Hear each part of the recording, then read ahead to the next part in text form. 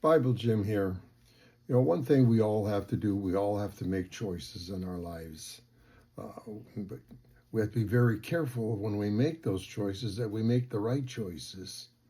Uh, let me just give an example.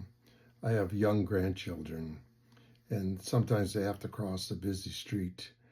And I think to myself, boy, that is dangerous. So I keep warning them, you have to be so careful when you cross that street. You have to you have to make wise choices. Don't go when make sure, don't just because the light's green doesn't mean that it's safe to cross. You have to look both ways to make sure the cars are stopping.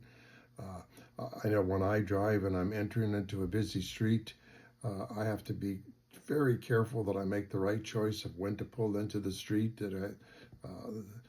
Sometimes you're in a hurry and you want to try sneak in between two vehicles, and it can be very dangerous. We have to make good choices of what we eat and how much we eat. Like the other night, it was sports and we had to eat late at night, and I was so hungry from not eating since breakfast, and as a result, I ate way more than I should have eaten. We constantly have to make choices, and we constantly have to be sure that we make the right choices. Well, it's the same thing with spiritual choices. We have to make spiritual choices, whether we should pray today, whether we should watch these devotions that I'm doing, whether you should go to church, whether you should resist certain temptations. I could go on and on and on with choices that we have to make. This is what God says.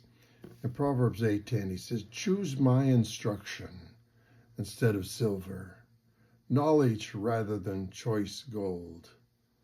We were talking to, I got my younger brother out here and his girlfriend, and they have five of their grandchildren with them, and they're going to take them on a short cruise that they've never been on before.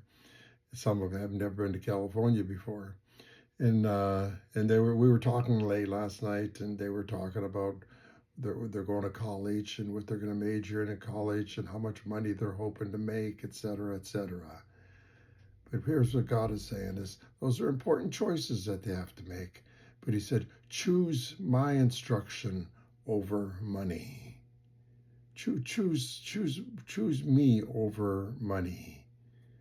In Matthew 6:24, it says, you cannot love both God and money.